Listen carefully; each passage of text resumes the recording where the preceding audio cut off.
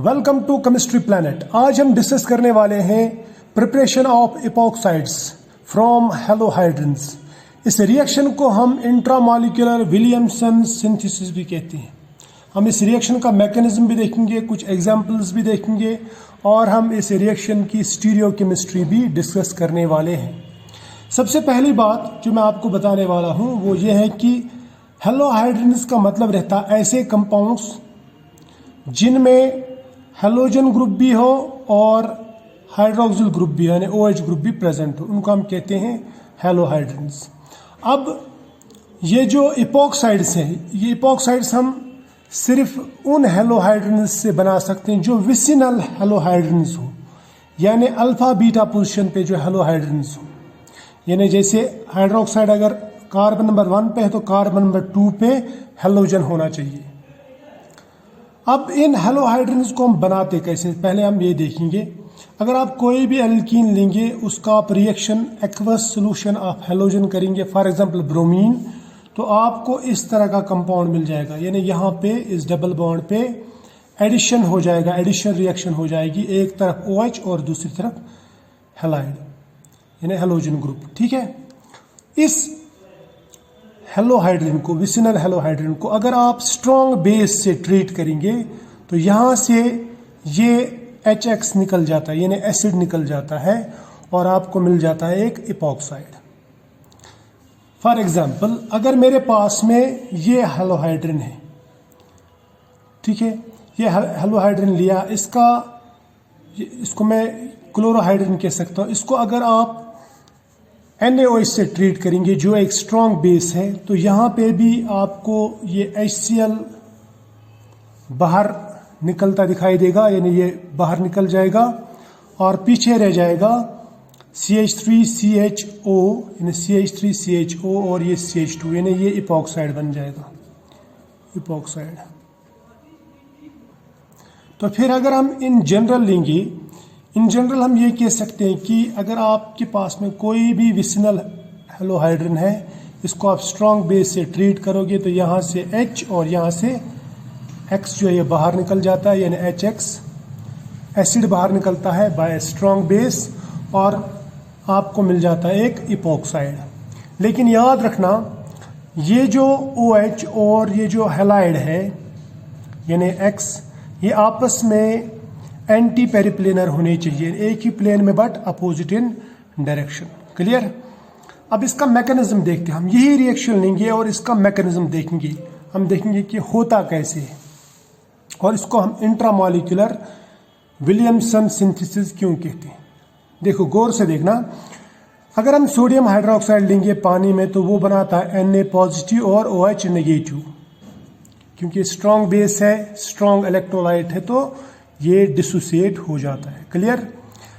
अब इसके बाद में अगर आप ये एक्वस सॉल्यूशन आप सोडियम हाइड्रोक्साइड इसके साथ में डाल देंगे, या मैं बोलूँगा सिंपली किसी हैलोहाइड्रेन के साथ में डाल देंगे, तो होता क्या है, यहाँ पे जो OH है, यहाँ का OH ये बेस, ये हैलोहाइड्रेन के OH से प्रोटॉन निकालता है, यानी यहाँ से ये H पॉजिटिव निकलता है और यहाँ पे नेगेटिव चार्ज आ जाती है, यानी ये इलेक्ट्रॉन पेयर इसके ऊपर आ जाती है।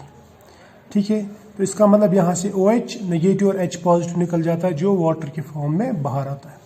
ये रिवर्सिबल स्टेप है और हमें मिल जाता है इस तरह का एक एनायन, यानी O नेगेटिव आ जाता है यहाँ पे। ठीक है, फिर ये O नेगेटिव यहाँ पे न्यूक्लियोफिलिक अटैक करता है, मगर इंट्रामॉलिक्यूलर न्यूक्लियोफिलिक अटैक इस कार्बन पे, और यहाँ पे ये बाहर निकल जाता है। यहाँ पे क्यों अटैक करता है? क्योंकि हैलोजन है डेल्टा नेगेटिव और ये है डेल्टा पॉजिटिव, तो ये यहाँ से अटैक करता है और हैलोजन यहाँ से बाहर निकल जाता है।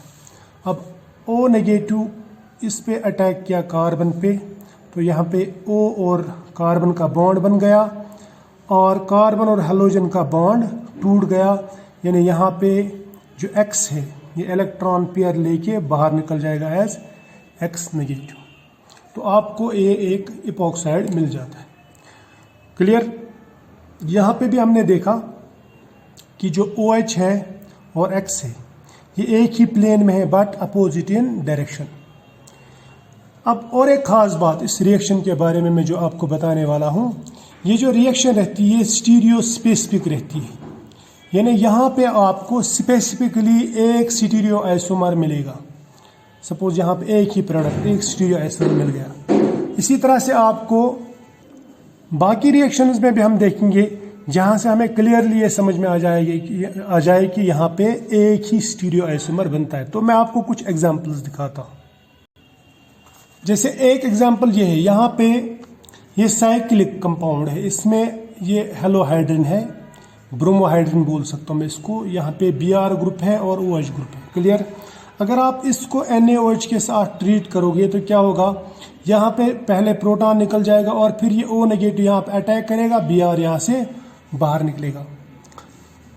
अब इसमें जो आइसोमर मिलेगा उस आइसोमर में या तो ये O ग्रुप, यानी जो यहाँ पे इपॉक्सी ग्रुप है ना, इपॉक्सी ग्रुप, या तो ये हमारी तरफ होगा या हमसे अपोजिट डायरेक्शन में जाएगा। लेकिन जो भी मिलेगा एक ही स्टीरियो आइसोमर मिलेगा, दो नहीं मिलेंगे, only one stereo isomer.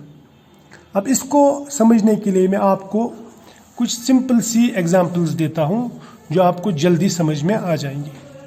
For example यहाँ पे हमने सिस एल्कीन लिया, ठीक है, सिस ब्यूटुइन। इसको मैंने HOBr के साथ रिएक्ट किया, या मैं बोलूँगा इसको हमने ब्रोमीन और वाटर के साथ में ट्रीट किया in presence of some base, या HOBr ले लो। तो HOBr के साथ जब रिएक्ट करेंगे तो यहाँ पे OH और Br ये दो मैं बोलूँगा फ्रेगमेंट्स जो हैं ये यहाँ पे ऐड हो जाएंगे, यानी OH एक साइड में ऐड होगा और Br दूसरी साइड में ऐड होगा। अब इसको मैं ऐसे भी लिख सकता हूँ, ये OH नेगेटिव ऐड होगा और Br पॉजिटिव ऐड होगा। तो ये पहले ब्रोमोनियम आयन बनाएगा जो आपने पढ़ा होगा, ठीक है, Br ऐड हो जाएगा और फिर OH जो है ना ये अपोजिट डायरेक्शन में ऐड होगा। या मैं सिंपली बोल सकता हूँ कि इस पे जब HOBr का एडिशन होगा तो ये एंटी एडिशन होगा, एंटी एडिशन, यानी जिस साइड से Br ऐड हो जाएगा उसके अपोजिट साइड से OH ऐड हो जाएगा दूसरे कार्बन पे। इस पे Br यहाँ से सपोज ऐड हुआ और इस पे OH यहाँ से ऐड होगा अपोजिट डायरेक्शन में, ठीक। तो आपको ये प्रोडक्ट मिल गया। अब इसका अगर आप रिएक्शन कराएंगे स्ट्रॉन्ग बेस से तो यहाँ पे इंट्रामॉलिक्यूलर रिएक्शन होगी। स्ट्रॉन्ग बेस पहले प्रोटॉन निकालेगा, फिर ये O यहाँ पे अटैक करेगा, Br यहाँ से बाहर जाएगा और हमें ये प्रोडक्ट मिलेगा, ये वाला प्रोडक्ट, ये इपॉक्साइड है। अब इस इपॉक्साइड में देखो यहाँ पे CH3 और CH3 सेम साइड, H और H ऑन सेम साइड, जिस तरह यहाँ पे। या मैं बोल सकता हूँ सिस एल्कीन से जो हेलोहाइड्रिन मिला उससे हमें सिस आइसोमर ही मिला, सिस आइसोमर ही मिला। कौन सा सिस आइसोमर? इपॉक्साइड का सिस आइसोमर। अब अगर आप इस एल्कीन के बदले में ट्रांस एल्कीन लेंगे, आप HOBr ऐड कराओ, Br यहाँ से ऐड होगा, OH यहाँ से ऐड होगा, ये CH3 इस साइड में जाएगा राइट साइड में, ये CH3 लेफ्ट साइड में, ठीक है। तो ये अभी भी एंटी है, या मैं बोलूँगा ट्रांस है। ट्रांस तो नहीं बोल सकते, इसको एरिथ्रो बोल सकते हैं, ठीक है। अब इसके बाद में इसको भी आप स्ट्रॉन्ग बेस से ट्रीट कराओ तो आपको यहाँ पे ये इपॉक्साइड मिलेगा। इससे देखो ये ट्रांस एल्कीन था, यहाँ पे CH3 अपोजिट साइड में है, यहाँ पे भी अपोजिट साइड में है, तो आपको ट्रांस इपॉक्साइड ही मिलेगा। आपको यहाँ पे सिस इपॉक्साइड नहीं मिलेगा। आपको सिस से सिस मिल सकता है, ट्रांस से ट्रांस मिल सकता है। यानी मैं बोल सकता हूँ कि जो भी आप रिएक्टेंट लेंगे आपको उससे एक ही आइसोमर मिलेगा, एक ही स्टीरियो आइसोमर मिलेगा, सिस से सिस, ट्रांस से trans. That is why this reaction is called stereo specific reaction. Clear? शाबाश। तो आज फिलहाल इतना ही, हम मिलेंगे नेक्स्ट लेक्चर में, तब तक के लिए बाय।